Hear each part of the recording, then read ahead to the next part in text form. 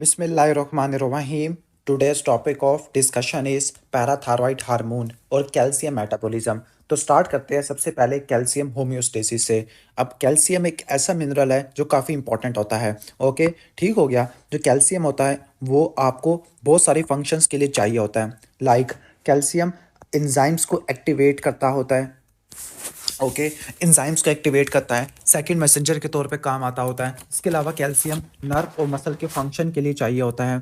Okay, nerve और muscle के function के लिए चाहिए होता है, उनकी एक्साइटेबिलिटी को कंट्रोल करता है। इसके अलावा जो कैल्शियम होता है बोन की होम्योस्टेसिस को, बोन के फंक्शन को कंट्रोल करता है। और लास्ट में जो कैल्शियम होता है, ओके, वो आपकी जीआईटी की मोटिलिटी को, हार्ट की मोटिलिटी को कंट्रोल करता होता है। क्लियर? तो कैल्शियम के बहुत सारे फंक्शंस होते हैं। अब जो प्लाज्मा में जो कैल्शियम होता है, जो प्लाज्मा में जो कैल्शियम है, ओके, वो तीन फॉर्म्स में एग्जिस्ट करता है। एक होती है आयोनाइज्ड या फ्री फॉर्म, दूसरा वो फॉर्म जो एल्ब्यूमिन से बाइंड कर रही है, और वो फॉर्म जो अनाइन से बाइंड कर रही है। ओके, और आपको मैंने बताया था कि जो हार्मोन होते हैं किसी न किसी चीज़ से बाइंड होते हैं, लेकिन जो बाइंड फॉर्म होती है हार्मोन की, ओके, जो बाइंड फॉर्म होती है हार्मोन्स की, वो फिजियोलॉजिकली एक्टिव नहीं होती। ओके, जो एक्टिव फॉर्म होती है वो फ्री या आयोनाइज फॉर्म होती है। दैट मीन्स अगर कैल्शियम एल्ब्यूमिन से बाइंड करेगा तो ये एक्टिव फॉर्म नहीं है।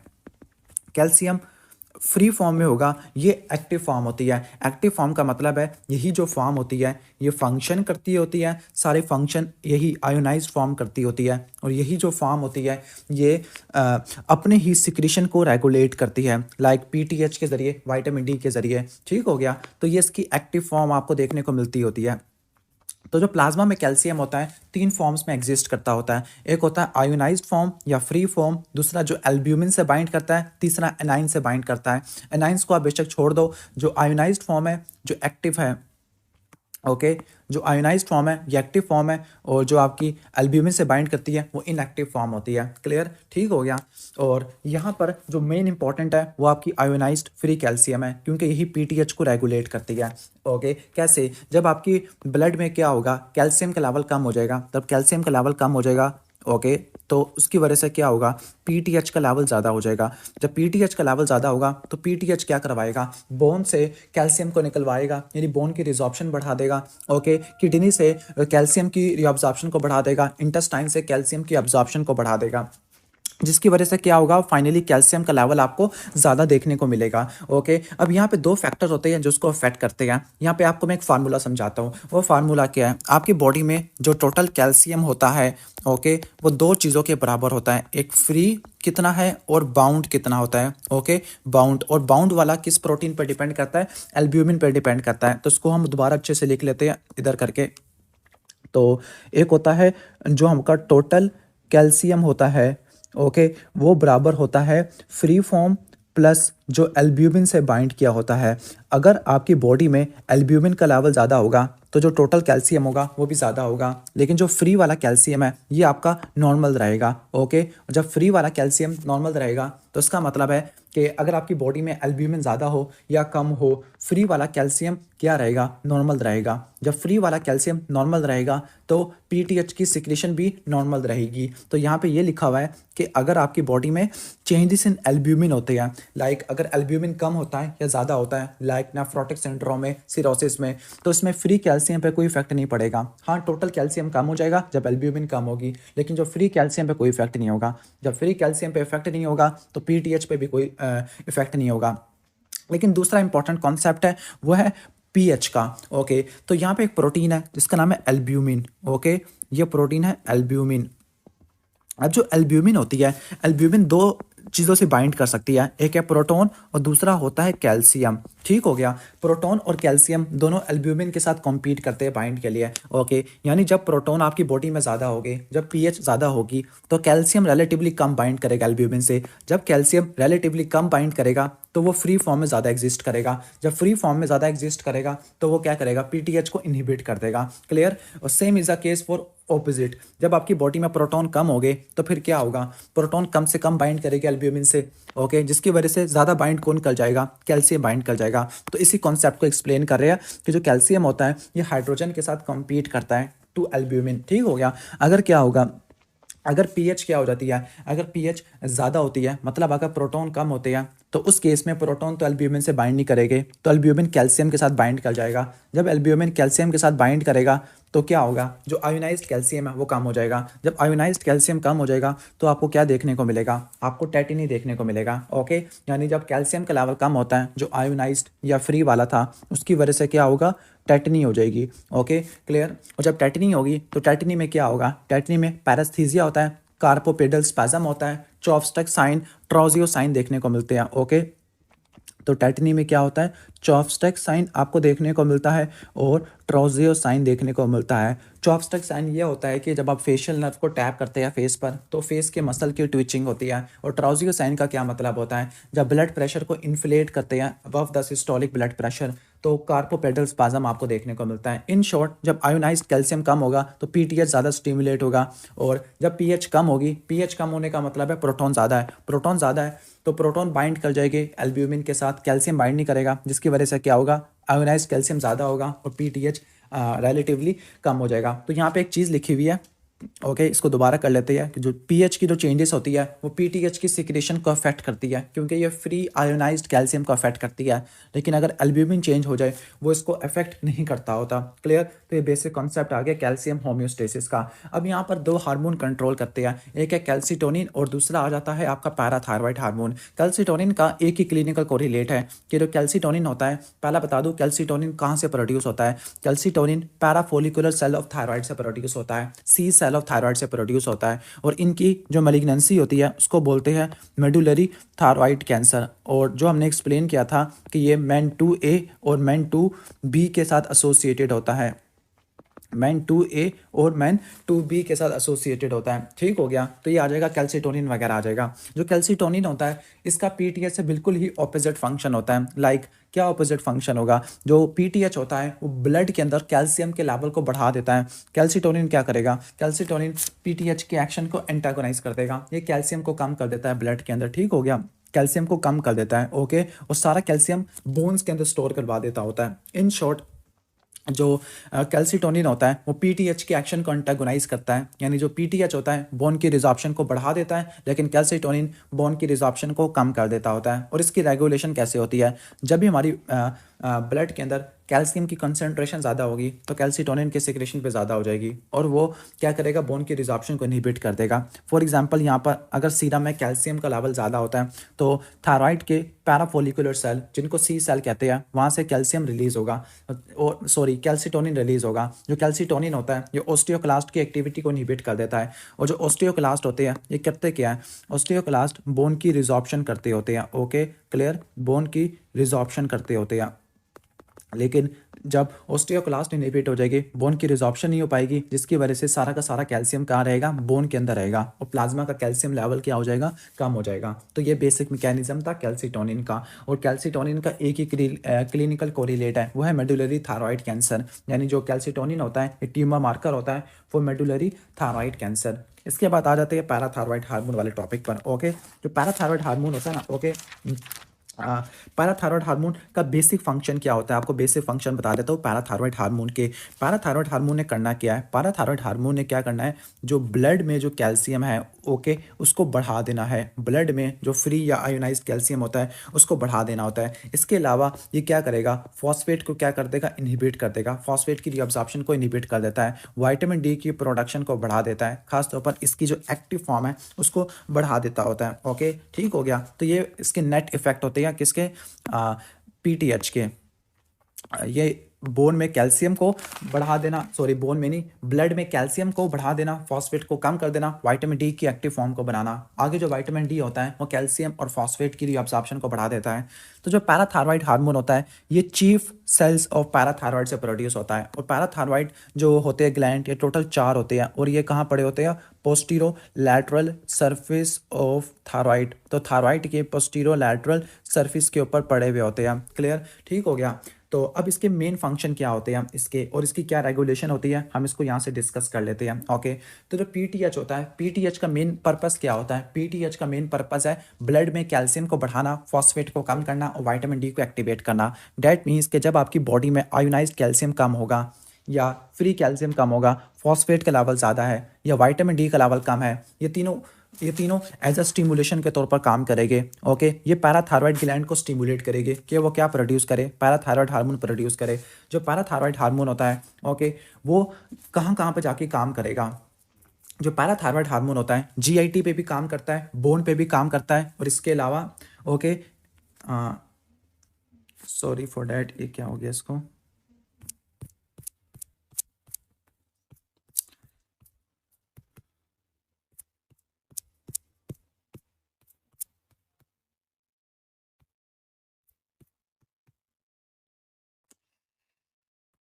ओके, तो उसके लिए माजरत पहले से।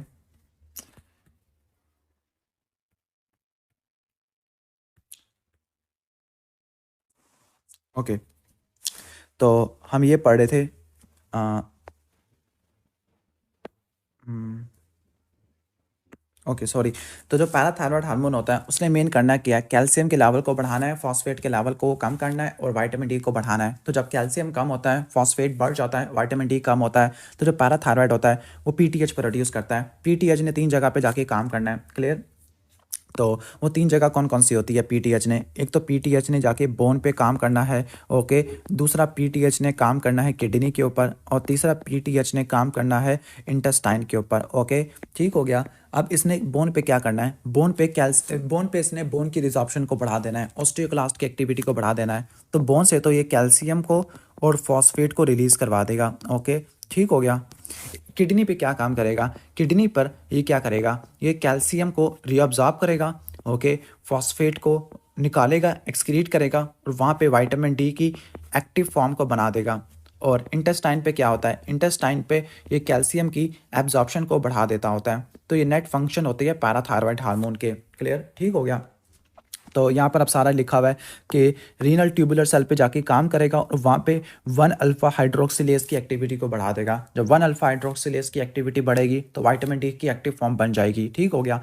इसके अलावा ये किडनी से कैल्शियम की रीअब्जॉर्प्शन को बढ़ा देता है, फॉस्फेट की रीअब्जॉर्प्शन को कम कर देता है, जिसकी वजह से यूरिन में कम से कम कैल्शियम जाएगा, यूरिन में फॉस्फेट ज़्यादा जाएगा, फाइनली कैल्शियम ज़्यादा फॉस्फेट कम, ठीक हो गया। अब यहाँ पे विटामिन डी के फंक्शन को देख लेते हैं। जो विटामिन डी होता है, विटामिन डी को एक्टिवेट करने वाले 2 एंजाइम होते हैं, एक होता है 25 हाइड्रोक्सिलेज और एक होता है 1 हाइड्रोक्सिलेज। जो 25 हाइड्रोक्सिलेज होता है ये आपका एंजाइम पड़ा होता है, ओके, लीवर के अंदर, ओके, यानी सबसे पहले जो विटामिन डी होता है लीवर के पास जाता है, ओके, जिसको कोलीकैल्सिफेरॉल कहते हैं, तो वो कन्वर्ट होता है 525 हाइड्रोक्सी कोलीकैल्सिफेरॉल। फिर ये किडनी के पास जाता है, ओके, किडनी के पास जाने के बाद ये वहाँ पे एंजाइम होता है 1 अल्फा हाइड्रोक्सिलेज, वो उसको कैल्सिट्रायोल में कन्वर्ट कर देता है, ओके। फिर वो कैल्सिट्रायोल करता क्या है, ये विटामिन डी की एक्टिव फॉर्म होती है, बोन पर क्या करता है, ओके, बोन्स पे बोन की रिजॉर्प्शन वगैरह करा देता होता है, पीटीएच कराता होता है बोन की रिजॉर्प्शन को, कैल्शियम और फॉस्फेट को रिलीज करवा देगा, ओके, ठीक हो गया।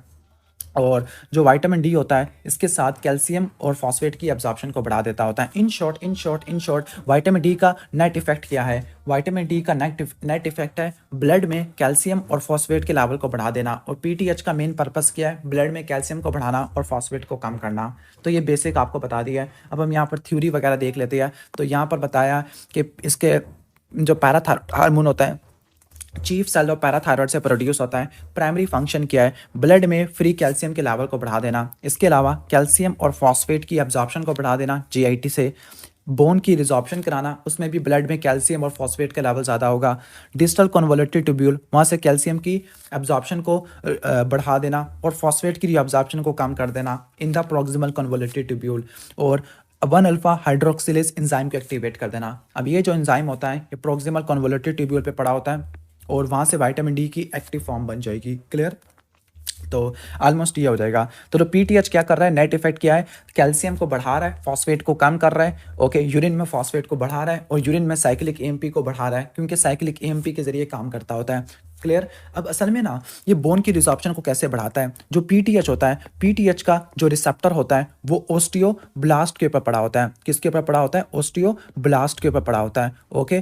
तो ये क्या करता है, पीटीएच ओस्टियोब्लास्ट पर एक रिसेप्टर होता है जिसका नाम है रैंकल, इसकी एक्सप्रेशन को बढ़ा देता है, रैंकल की एक्सप्रेशन को बढ़ा देता होता है, क्लियर। जो रैंकल होते हैं ये क्या करते हैं, ये ओस्टियोक्लास्ट को एक्टिवेट कर देते हैं, यानी जो पीटीएच होता है वो ओस्टियोब्लास्ट के जरिए ओस्टियोक्लास्ट को एक्टिवेट कर देता है। कैसे करता है? रैंकल की सिक्रीशन को बढ़ा देता है। रैंकल क्या होता है? रिसेप्टर एक्टिवेटर ऑफ एनएफ यानी न्यूक्लियर फैक्टर कैपा बीटा, यानी ये ओस्टियोब्लास्ट से प्रोड्यूस होता है।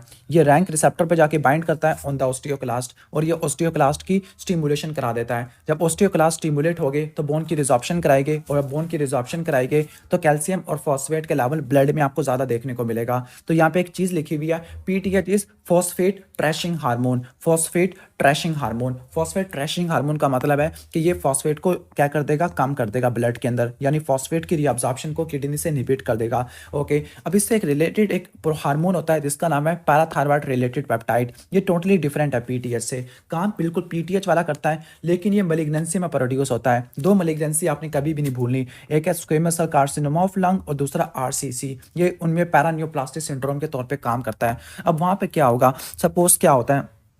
ओके, स्क्वेमस सेल, ये क्या हो रहा है इसके साथ? हम्म,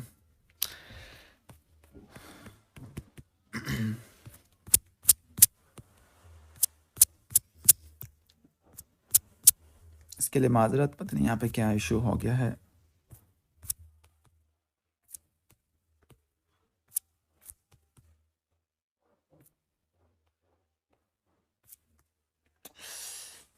मसला आ गया इसमें, तो इश्यूज आ गया सारा, मैंने जो एनोटेट किया होगा वो भी गायब हो गया होगा।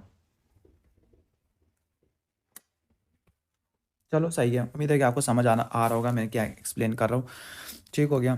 तो हम ये पढ़ रहे थे, तो मैं ये एक्सप्लेन कर रहा था कि स्क्वेमस सेल कार्सिनोमा लंग का है, इसके साथ आपका आरसीसी होता है। ये क्या प्रोड्यूस करता है? पीटीएच आरपी प्रोड्यूस करता है। जो पीटीएच आरपी होता है वो क्या करेगा? पैराथायरॉयड हार्मोन जैसा काम करेगा। तो वो कैल्शियम के लेवल को बढ़ा देगा। जो कैल्शियम होता है वो आपके पीटीएच को कम कर देता होता है। क्लियर? ठीक हो गया।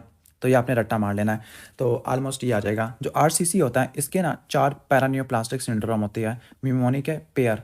पी से क्या होता है? ओके, पी से क्या होगा? पी से क्या हो जाएगा? पॉलीसाइथीमिया वगैरह करवा देता है। पी से क्या होगा? पॉलीसाइथीमिया होता है। ओके, ठीक हो गया। ओके, और पी से पीटीएच आरपी भी होता है। और पॉलीसाइथीमिया क्यों होता है? क्योंकि एरिथ्रोपोइटिन को बढ़ाता है। ए से एसीटीएच आ जाएगा और आर से रेनिन आ जाएगा। तो ये 4 पैरानियोप्लास्टिक सिंड्रोम आ गए थे। क्लियर? ऑलमोस्ट ये आ जाएगा। अब हम कैल्शियम की, सॉरी, पीटीएच की रेगुलेशन को पढ़ लेते हैं। तो अगर कैल्शियम का लेवल कम होगा तो पीटीएच की प्रोडक्शन सिक्रेशन बढ़ जाएगी। अगर फॉस्फेट का लेवल ज़्यादा होगा, ओके, अगर फॉस्फेट का लेवल ज़्यादा होगा तो तब क्या होगा? तब भी पीटीएच की सिक्रेशन बढ़ जाएगी। ओके, अगर मैग्नीशियम का लेवल ज़्यादा होगा तो तब भी पीटीएच की सिक्रेशन ज़्यादा होगी। मतलब पीटीएच मैग्नीशियम को भी कंट्रोल करता होता है। लेकिन यहाँ पे एक इंपॉर्टेंट कॉन्सेप्ट है, जब मैग्नीशियम बहुत ज़्यादा कम हो गया तो उसकी वजह से पीटीएच की सिक्रेशन कम हो जाएगी। नॉर्मली जो पीटीएच होता है ना वो थोड़ा बहुत मैग्नीशियम को भी रिऑब्जॉर्ब करता होता है। डैट इज़ वाई अगर थोड़ा बहुत मैग्नीशियम कम हो जाए तो पीटीएच प्रोड्यूस होता है। लेकिन अगर मैग्नीशियम बहुत ज़्यादा कम हो गया तो जो मैग्नीशियम होता है एक काम करता होता है, ये कैल्शियम सेंसिंग रिसेप्टर को फंक्शन करता होता है, एक्टिवेट करता होता है, कैल्शियम सेंसिंग रिसेप्टर। ठीक हो गया। अब इसको मैं एक कॉन्सेप्ट देता हूँ। ओके, सपोज ये आपका पैराथायरॉयड ग्लैंड है। ओके, पैराथायरॉयड ग्लैंड है, इस पे एक रिसेप्टर लगा होता है जिसको बोलते हैं हम कैल्शियम सेंसिंग रिसेप्टर। अब यहाँ पे बाइंड करना होता है कैल्शियम ने। ठीक हो गया। और कैल्शियम सेंसिंग रिसेप्टर को एक्टिवेट करने के लिए मैग्नीशियम भी चाहिए होता है। दैट मीन्स अगर आपकी बॉडी में मैग्नीशियम की कमी होगी तो कैल्शियम सेंसिंग रिसेप्टर एक्टिवेट नहीं होगा। जब कैल्शियम सेंसिंग रिसेप्टर एक्टिवेट नहीं होगा तो वो कैल्शियम से एक्टिवेट नहीं होगा। जब वो कैल्शियम से एक्टिवेट नहीं होगा तो वो पीटीएच को क्या करेगा? ओके, पीटीएच को सिक्रीट नहीं कर पाएगा जिसकी वजह से पीटीएच कम हो जाएगा। इन शॉर्ट, जब कैल्शियम सेंसिंग रिसेप्टर में लॉस ऑफ फंक्शन म्यूटेशन होती है तो पीटीएच की सिक्रेशन कम हो जाती है। लेकिन अगर इसी के अंदर गेन ऑफ फंक्शन म्यूटेशन हो जाए, मतलब 24 घंटे ही एक्टिवेट हो जाए, तो अब पीटीएच की सिक्रेशन बढ़ जाती होती है। तो ये बेसिक कॉन्सेप्ट है। What are the common causes of decrease magnesium? तो यहाँ पे एक डायरिया लिखा हुआ है, डायरिया में मैग्नीशियम लॉस हो जाता है। अमाइनोग्लाइकोसाइड, इस केस में मैग्नीशियम लॉस हो सकता है। ओके, डायूरिटिक है, खासतौर पर थायराइड डायूरिटिक या लूप डायूरिटिक। लूप डायूरिटिक ज़्यादा इंपॉर्टेंट होती है। और अल्कोहल यूज डिसऑर्डर जो कि एब्जॉर्प्शन को रोक देते होते हैं। क्लियर? तो ऑलमोस्ट ये हो गया हमारा पीटीएच से रिलेटेड। ओके, ठीक हो गया। तो ऑलमोस्ट ये हो जाएगा हमारा। नेक्स्ट हम आगे चलते हैं इसके क्लिनिकल कोरिलेट के ऊपर। ओके, पैराथायरॉयड हार्मोन के क्लिनिकल कोरिलेट के ऊपर। ओके, तो पैराथायरॉयड हार्मोन के जो क्लिनिकल कोरिलेट होते हैं, ओके, वो हमने क्या पढ़ना है। पैराथायरॉयड हाइपर या हाइपोपैराथायरॉयडिज्म, या तो पीटीएच ज़्यादा होगा या पीटीएच कम हो जाएगा। Let's explain this diagram. Okay, ठीक हो गया। अब ये डायग्राम काफ़ी ज़्यादा इंपॉर्टेंट है, इसको आपने ध्यान से समझना है। अब इस डायग्राम में वाई एक्सिस पे क्या है, कैल्शियम पड़ा हुआ है, और एक्स एक्सिस पे क्या है, मैं उल्टा तो नहीं बोल गया, एक्स एक्सिस पे कैल्शियम है और वाई एक्सिस पे पीटीएच होता है। ओके, जैसे जैसे ये वैल्यू ज़्यादा हो रही है, ये वैल्यू यहाँ पे जा रही है, इसका मतलब है कैल्शियम का लेवल बढ़ रहा है, और जैसे जैसे वाई एक्सिस पे ऊपर जा रही है, पीटीएच का लेवल बढ़ रहा है। ओके, तो सबसे पहले हम देखते हैं, हम यहाँ पे आ जाते हैं। ओके, कि पीटीएच इंडिपेंडेंट हाइपर कैल्सीमिया, और ओके, तो इस डायग्राम में दो चीज़ों को कोरिलेट किया हुआ है, कैल्शियम को और पैराथायरॉयड हार्मोन को। सबसे पहला स्पेक्ट्रम पढ़ते हैं, पीटीएच इंडिपेंडेंट हाइपरकैल्सीमिया। इसका मतलब क्या है, इसका मतलब है कि आपकी बॉडी में कैल्शियम ज़्यादा है और उस कैल्शियम ने क्या कर दिया, पीटीएच को इनहिबिट कर दिया। और दोबारा एक्सप्लेन करता हूँ, आपकी बॉडी में कैल्शियम ज़्यादा है और उस कैल्शियम ने क्या कर दिया है, पीटीएच को इनहिबिट कर दिया है। ओके, और इस तरह के हाइपरकैल्सीमिया को बोलते हैं हम एप्रोप्रिएट हाइपरकैल्सीमिया। इसको क्या बोलते हैं हम, appropriate hypercalcaemia, appropriate hyper calcaemia. Okay, तो ये एप्रोप्रिएट हाइपर कैल्सीमिया है। एप्रोप्रिएट का मतलब है कैल्शियम किसी और रीजन की वजह से बढ़ा है और उसने पीटीएच को इनहिबिट कर दिया है। अब वो क्या रीजन हो सकती है, most common cause is malignancy. कुछ ऐसी मैलिग्नेंसी होती है, आपको बताया था, like squamous cell carcinoma of lung हो गया, आरसीसी हो गया। उसमें क्या होता है, पीटीएच आरपी की प्रोडक्शन ज़्यादा होती है। जब पीटीएच आरपी की, let me change this. Okay, तो जब पीटीएच आरपी की प्रोडक्शन ज़्यादा होती है तो क्या होगा, ये काम क्यों नहीं कर रहा।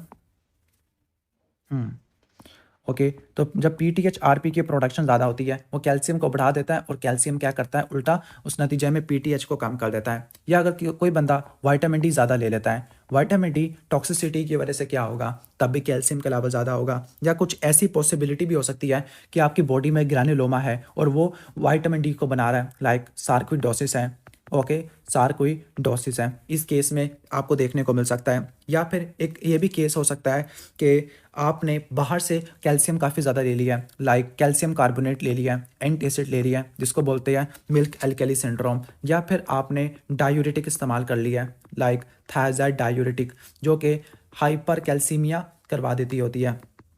क्लियर, ये सारे आ जाएंगे एप्रोप्रिएट हाइपर कैल्सीमिया के। ठीक हो गया। अब हम हाइपर कैल्सीमिया का एक और स्पेक्ट्रम भी पढ़ लेते हैं, जिसको बोलते हैं इन एप्रोप्रिएट हाइपर कैल्सीमिया। इन एप्रोप्रिएट हाइपर कैल्सीमिया का मतलब क्या है, इस केस में जो कैल्शियम होगा वो पीटीएच के ज़्यादा होने की वजह से होगा। ओके, तो यहाँ पर आपका आ जाएगा इन एप्रोप्रिएट हाइपर कैल्सीमिया, इन एप्रोप्रिएट हाइपर कैल्सीमिया। ओके, इन एप्रोप्रिएट का मतलब है कि यहाँ पे जो कैल्शियम है वो डायरेक्टली पीटीएच के ज़्यादा होने की वजह से है। ओके, तो यहाँ पर ये फार्मूला चलेगा, पीटीएच ज़्यादा, उसने कैल्शियम को भी ज़्यादा कर दिया। ओके, अब क्या काज हो सकती है कि पीटीएच ज़्यादा हो गया, उसने कैल्शियम को बढ़ा दिया। तो हम इसको दो में डिवाइड करते हैं, primary and tertiary hyper thyroidism. Primary hyper parathyroidism का मतलब क्या होता है कि मसला आपके पैराथायरॉयड ग्लैंड में है, लाइक हाइपरप्लेजिया है, एडिनोमा है और कार्सिनोमा है। इन तीन केसेस में क्या होता है, प्राइमरी हाइपर पैराथायरॉयडिज्म, और इसमें पीटीएच का लेवल ज़्यादा होता है। और तीसरा है टर्शरी हाइपर पैराथायरॉयडिज्म। जो हाइपर पैराथायरॉयडिज्म है वो तीन तरह का होता है, प्राइमरी, सेकेंडरी और टर्शरी। प्राइमरी में तो मसला पैराथायरॉयड ग्लैंड के अंदर है, तो वो पीटीएच को प्रोड्यूस करेगा। सेकेंडरी में क्या होता है, सेकेंडरी में क्या हुआ, सपोज कोई किडनी फारिग था, जब किडनी में कोई डिजीज होता है तो उसमें क्या होता है, विटामिन डी की एक्टिव फॉर्म नहीं बनती। जब विटामिन डी की एक्टिव फॉर्म नहीं बनती तो कैल्शियम कम हो जाता है, उसके नतीजे में क्या होता है, पीटीएच ज़्यादा प्रोड्यूस होना शुरू हो जाता है। लेकिन कैल्शियम ओवरऑल आपका कम है और पीटीएच ज़्यादा है, तो इसको बोलते हैं सेकेंडरी हाइपर पैराथायरॉयडिज्म। ठीक हो गया। और फिर आपने उस पेशेंट को आपने क्या कर दिया, किडनी का ट्रांसप्लांट कर दिया, लेकिन इसमें अभी तक पीटीएच नॉर्मलाइज नहीं हुआ, तो उसको बोलते हैं टर्शरी हाइपर पैराथायरॉयडिज्म। ओके, तो टर्शरी हाइपर पैराथायरॉयडिज्म ये आ जाएगा। ओके, क्लियर, ठीक हो गया। तो इन शॉर्ट में अगर आपको यहाँ पे एक्सप्लेन करूँ, यहाँ पे आपको चार्ट बना दूँ कि आपने इन तीनों को कैसे लेके चलना है, तो तीन कंडीशन है। ओके, एक है प्राइमरी हाइपर पैराथायरॉयडिज्म, सेकेंडरी और टर्शरी। ओके, ठीक हो गया। कैल्शियम का लेवल क्या होगा, फॉस्फेट का लेवल क्या होगा, और पीटीएच का लेवल ज़्यादा होगा। पीटीएच का लेवल तो सब में ज़्यादा होगा, that is why this is called hyper parathyroidism. ठीक हो गया। अब डिफ्रेंशिएट करने वाला पॉइंट क्या होता है, अब देखो प्राइमरी में मसला कहाँ पे है, पैराथायरॉयड ग्लैंड में है, कोई एडिनोमा, हाइपरप्लेजिया या कैंसर है, तो वो क्या करेगा, कैल्शियम को बढ़ा देगा और फॉस्फेट को कम कर देगा। ये तो ईजी था समझना। सेकेंडरी में क्या होता है, सेकेंडरी में कोई सीकेडी है, क्रॉनिक किडनी डिजीज है। ओके, जब सीकेडी होगा कैल्शियम कम होता है, जब कैल्शियम कम होगा उसके नतीजे में पीटीएच ज़्यादा प्रोड्यूस होगा।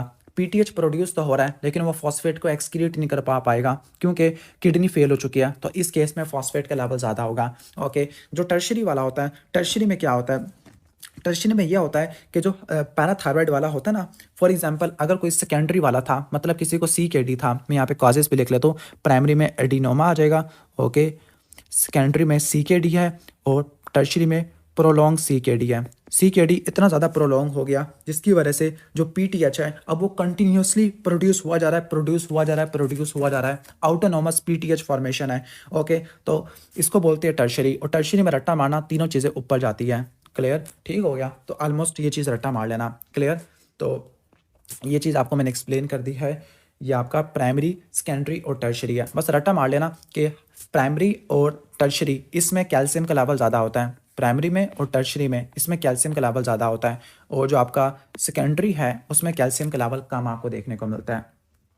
क्लियर, तो ऑलमोस्ट ये चीज़ आ जाएगी। इसके बाद हम नेक्स्ट आ जाते हैं, ये तो हो गया आपका हाइपर कैल्सीमिया, तो ये स्पेक्ट्रम तो मैंने डिस्कस कर लिया। अब दूसरा स्पेक्ट्रम है कि कैल्शियम भी कम है और पीटीएच भी कम है, तो क्या पॉसिबिलिटी हो सकती है, यही पॉसिबिलिटी है कि पीटीएच कम है, ओके, जिसकी वजह से कैल्शियम भी कम है, तो उसका क्या कॉज हो सकता है, हाइपोपैराथायरॉयडिज्म, या तो आपने पैराथायरॉयड को निकाल दिया या ऑटोइम्यून डिजीज है, या फिर क्या है, कैल्शियम कम है उसके नतीजे में, ओके, कैल्शियम कम है और उसके नतीजे में पीटीएच ज़्यादा हो गया, तो उसको बोलते हैं सेकेंडरी हाइपर पैराथायरॉयडिज्म। ओके, तो ये ऑलरेडी एक्सप्लेन कर चुका हूँ कि कैल्शियम की डेफिशिएंसी है या विटामिन डी डेफिशिएंसी है या सीकेडी है, उसमें आपको देखने को मिलता होता है। तो ये डायग्राम बहुत इंपॉर्टेंट थी, इसको मैंने एक्सप्लेन कर दिया है। इसके बाद हम आगे चलते हैं हाइपोपैराथायरॉयडिज्म के अंदर। ठीक हो गया। ओके, अब हाइपोपैराथायरॉयडिज्म और हाइपर पैराथायरॉयडिज्म इसको डिस्कस करने वाले हैं। क्लियर, ठीक हो गया।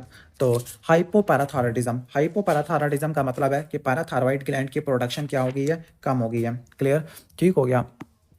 तो अगर पैराथायरॉयड ग्लैंड को कोई इंजरी हो गई है या थायराइड के अंदर आपने, जब आप थायरॉयडेक्टमी कर रहे थे आपने पैराथायरॉयड को भी निकाल दिया, या ऑटोइम्यून डिस्ट्रक्शन है, या फिर पैराथायरॉयड बना ही नहीं, जिसको डाइजॉस सिंड्रोम या कैच 22 कहते होती है। कैच का मतलब क्या है, सी से क्लेफ्ट, सी से क्या होता है क्लेफ्ट पैलेट, ए से एबनॉर्मल फेसिस, टी से थाइमिक हाइपोप्लेजिया, कैल्सीमिया वगैरह। ओके, हाइपोकैल्सीमिया, 22 क्रोमोसोम की डिलीशन, तो उसको बोलते हैं कैच 22 बोलते होते हैं। क्लियर, ठीक हो गया। एक बात रट्टा मार लेना, जब पीटीएच कम होगा, जब पीटीएच कम होगा तो उसकी वजह से क्या होगा, कैल्शियम भी कम हो जाएगा। जब कैल्शियम कम हो जाएगा तो आपको टेटनी देखने को मिलेगी। ओके, क्या मिलेगी आपको, टेटनी देखने को मिलेगी, आपको हाइपोकैल्सीमिया देखने को मिलता है, हाइपर फॉस्फेटीमिया देखने को मिलता है। और जब पेशेंट में टेटनी होती है उसमें कार्पोपेडल स्पाज्म होता है, लारिंजियल स्पाज्म होता है, चॉपस्टिक साइन और ट्राउजियस साइन आपको देखने को मिलते हैं। अब ये दो इंपॉर्टेंट साइन है, इसको अपने ध्यान से समझना है। चॉपस्टिक साइन में क्या होता है, जब फेशियल नर्व को टैप करते हैं तो फेशियल मसल की ट्विचिंग होती है, कॉन्ट्रैक्शन होती है। जबकि ट्राउजिया में क्या होता है, जब ब्लड प्रेशर का कफ इन्फ्लेट करते हैं, ओके, तो उसकी वजह से कार्पोपेडल स्पाज्म होता है, उसको बोलते हैं ट्राउजियल साइन। अब आपने कंफ्यूज नहीं होना, एक वर्ड होता है, ओके, मैं आपको तीन चीज़ें बता रहा हूँ। एक है जियो साइन जो कि आपको टेटनी में देखने को मिलता है, एक होता है आपका ट्रोजियर साइन, ओके, ट्रोजियर साइन, और तीसरा होता है आपका ट्रोजियो सिंड्रोम। ठीक हो गया। इन तीन चीज़ों को आपने डिफरेंशिएट करना है। जो ट्रोजियर साइन है ये तो आपको एक्सप्लेन कर दिया कि ये तो आपको टेटनी में देखने को मिलता है। ओके, और ये होता क्या है कि जब ब्लड प्रेशर के कफ को इन्फ्लेट करते हैं तो आपको कार्पोपेडल स्पाज्म देखने को मिलता है। ट्रोजियर साइन क्या होता है, ट्रोजियर साइन ये होता है कि जो आपका लेफ्ट सुप्रा क्लेविकुलर लिम्फ नोड है उसकी इनलार्जमेंट हो जाती है, लेफ्ट सुप्रा क्लेविकुलर लिम्फ नोड की इनलार्जमेंट हो जाती है। ओके, और ये किस में होती है, स्टोमक के कैंसर में होती है। और लास्ट में आपका ट्रोजियो सिंड्रोम, ट्रोजियो सिंड्रोम को बोलते हैं हम migratory thrombophlebitis. Okay, migratory thrombophlebitis. Migratory thrombophlebitis. Clear. तो ये आपका ट्रोजियो सिंड्रोम हो गया, जो कि आपको कैंसर और पेनक्रियाज में देखने को मिलता है। तो जो ट्रोजियो साइन है वो टेटनी में होता है। ट्रोजियो साइन लेफ्ट सुप्रा क्लेविकुलर लिम्फ नोड की इनलार्जमेंट में होता है, और ट्रोजियो सिंड्रोम माइग्रेटरी थ्रोम्बोफ्लेबाइटिस में आपको देखने को मिलता होता है। क्लियर। तो ऑलमोस्ट ये चीज़ हो जाएगी। इसके बाद हम आगे चलते हैं, हाइपोपैराथायरॉयडिज्म को और कवर करते हैं। तो यहाँ पे इसकी दो फॉर्म आ गई है, एक है सूडो हाइपोपैराथायरॉयडिज्म और एक सूडो सूडो हाइपोपैराथायरॉयडिज्म। इन दोनों में क्या फ़र्क होता है? ओके, तो ये दोनों इंपॉर्टेंट टॉपिक होते हैं। पहला तो ये रट्टा मारना, सूडो। सूडो का मतलब क्या होता है? सूडो का मतलब ये होता है कि पीटीएच प्रोड्यूस तो हो रहा है, ओके, यानी जो पीटीएच की जो प्रोडक्शन है, ठीक हो गया, पीटीएच की जो प्रोडक्शन है वो नॉर्मल है, लेकिन पीटीएच का किडनी पे एक्शन नहीं हो पा रहा, पीटीएच की किडनी पर रेजिस्टेंस आ गई है। Okay, kidney are unresponsive to PTH, तो उसको बोलते हैं हम सूडो हाइपोपैराथायरॉयडिज्म। तो अब इन दोनों को डिफरेंशिएट कर लेते हैं, सूडो हाइपोपैराथायरॉयडिज्म और सूडो सूडो हाइपोपैराथायरॉयडिज्म। इन दोनों में क्या डिफरेंस होता है? दोनों ऑटोसोमल डोमिनेंट होते हैं, दोनों ऑटोसोमल डोमिनेंट होते हैं। जो सूडो हाइपोथायरॉयडिज्म मतलब एक सूडो है तो वो मैटरनल होता है, और दो दो सूडो है, दो सूडो तो पैटर्नल में होगा। ओके, दो पी से एक पी रट्टा मार लो, पैटर्नल वाला होता है। दोनों में म्यूटेशन GNAS के रिसेप्टर की होती है। क्लियर, ठीक हो गया। अब इन दोनों को आपने कैसे डिफरेंशिएट करना होता है? क्लियर, सही हो गया। अब इन दोनों को डिफरेंशिएट क्या करना होता है? अब पहले हम पढ़ते हैं सूडो हाइपोपैराथायरॉयडिज्म। सूडो में क्या होगा? सूडो में जो जी प्रोटीन होती है, जी प्रोटीन NAS, असल में ना ये पीटीएच रिसेप्टर का सिग्नल ट्रांसडक्शन करती होती है। यानी जो पीटीएच रिसेप्टर होता है ना, पीटीएच सपोज पीटीएच अपने रिसेप्टर पे जाके बाइंड किया, जो कि जी प्रोटीन कपल रिसेप्टर होता है। ओके, वहाँ से इसका एक सब यूनिट होता है जिसको बोलते हैं GNAS। ठीक हो गया। जब ये वाला सब यूनिट कम होगा तो पीटीएच का फंक्शन भी क्या हो जाएगा? कम हो जाएगा, बेशक पीटीएच जितना मर्जी ज़्यादा हो। ओके, ठीक हो गया। ओके, और ये जब ये डिजीज़ होगा तो इसका मतलब है पीटीएच जितना मर्जी ज़्यादा हो जाए, लेकिन उसका रिसेप्टर ख़राब हो गया है। जब उसका रिसेप्टर ख़राब हो गया है तो उसकी वजह से क्या होगा?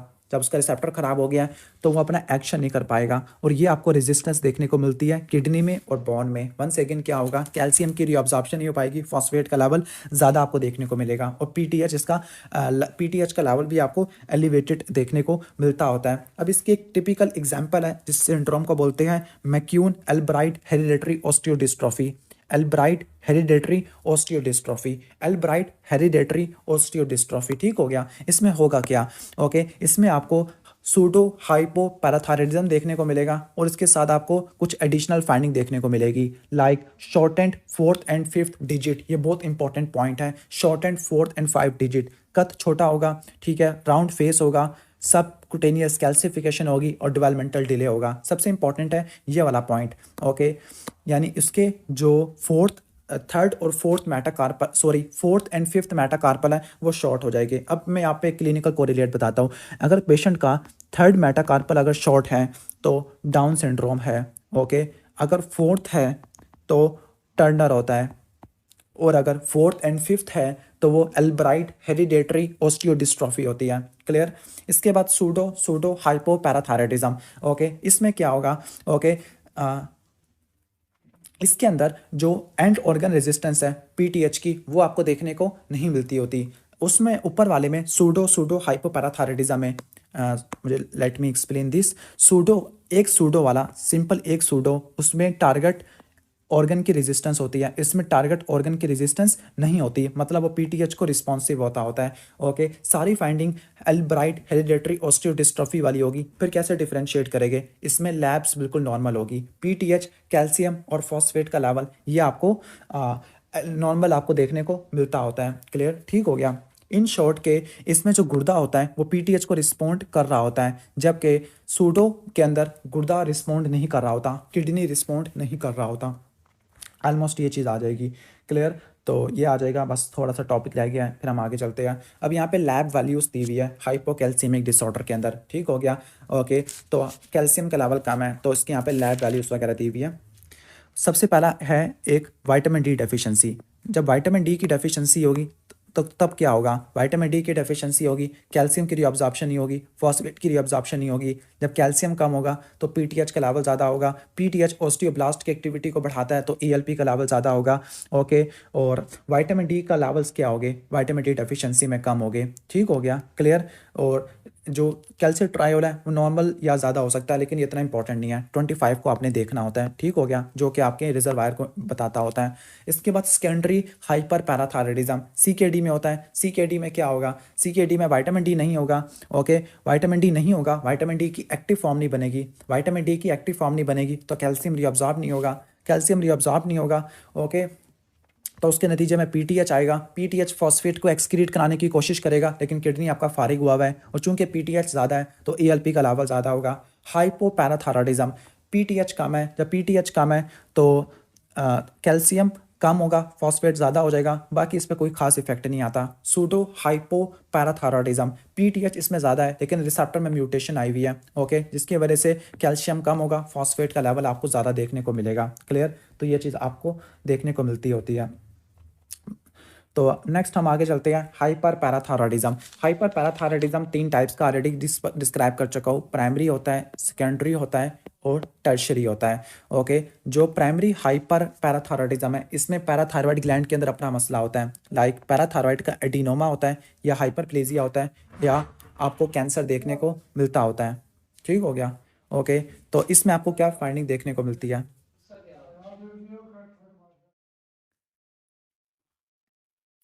ओके, तो हम पढ़ रहे थे हाइपर पैराथायरॉयडिज्म। हाइपर पैराथायरॉयडिज्म का मतलब है पीटीएच का लेवल ज़्यादा है। अब ये प्राइमरी हो सकता है, सेकेंडरी हो सकता है, टर्शरी हो सकता है। प्राइमरी का मतलब है पैराथायरॉयड ग्लैंड के अंदर अपना मसला है। सेकेंडरी का मतलब है कि मसला आपके किडनी के अंदर है। टर्शरी का मतलब है प्रोलॉन्ग सीकेडी है। ओके, ठीक हो गया, प्रोलॉन्ग सीकेडी है, तो ये आपका पॉइंट आ जाएगा।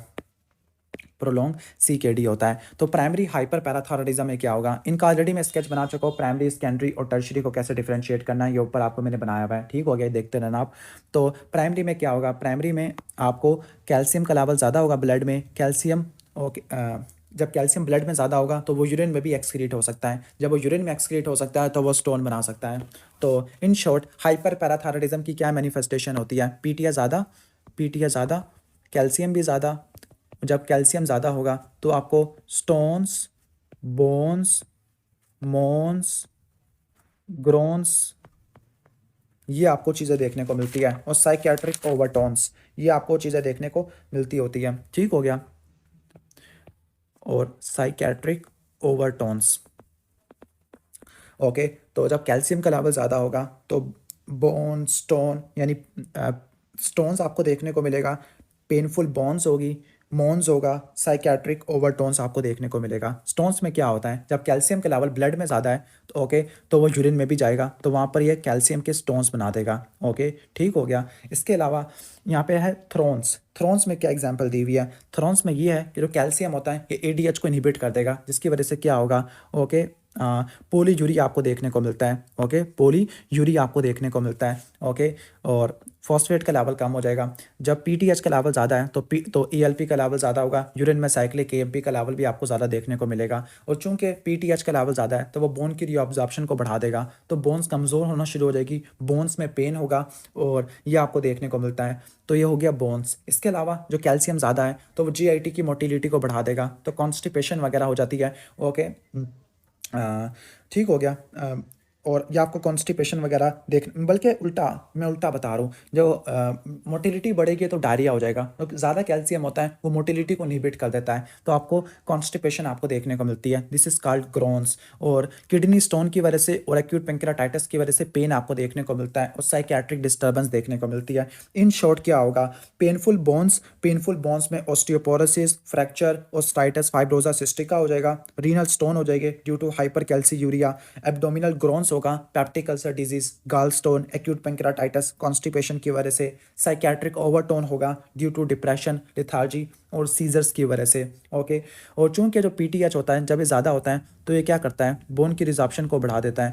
जब बोन की रिजॉर्प्शन को बढ़ा देता है तो उसकी वजह से क्या होगा, बोन में आपको सिस्टिक बोन स्पेसिस देखने को मिलेगी। सिस्टिक स्पेसिस होगी जो कि फाइब्रस टिश्यू से भरी पड़ी होगी। This is called osteitis fibrosa cystica.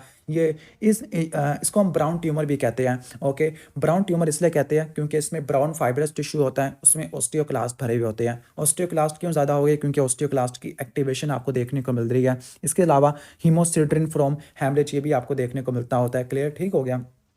तो ये मिमोनिक बनाया हुआ है, stone, thrones, bones, groans, psychiatric overtones. Clear. Stones में रीनल स्टोन आ गया, थ्रॉन्स में पोलीयूरी आ गया, बोन्स में painful bones osteitis fibrosa cystica आ गया, ग्रोन्स में peptic ulcer disease, gall stone, constipation, acute pancreatitis की वजह से पेन हो गया, साइकेट्रिक ओवरटोन, इसमें आप डिप्रेशन, लेथार्जी ये आपको देखने को मिलता है। सेकेंडरी हाइपर पैराथायरॉयडिज्म, इसमें क्या होता है, कैल्शियम की एब्जॉर्प्शन कम हो गई है। ओके, ये आपको CKD में, फॉर एग्जांपल अगर किसी को CKD है तो विटामिन डी की फॉर्मेशन नहीं हो पाती, जिसकी वजह से क्या होता है, और विटामिन डी की फॉर्मेशन नहीं हो पाती और फॉस्फेट का लेवल ज़्यादा हो जाता है, क्योंकि किडनी फॉस्फेट को रिमूव करती है। जब किडनी फेल हो गया तो विटामिन डी कम हो गया और फॉस्फेट का लेवल ज़्यादा हो गया, तो उसकी वजह से क्या होगा, उसकी वजह से आपको PTH की प्रोडक्शन ज़्यादा देखने को मिलेगी। ओके, और लेकिन वो PTH कैल्शियम को बढ़ा नहीं सकता और फॉस्फेट को कम नहीं कर सकता, क्योंकि किडनी फारिग हुआ हुआ है। क्लियर, ठीक हो गया। तो आपने इसको ऐसे डिफ्रेंशिएट करना होता है। बाकी ALP और PTH का लेवल ज़्यादा होता है।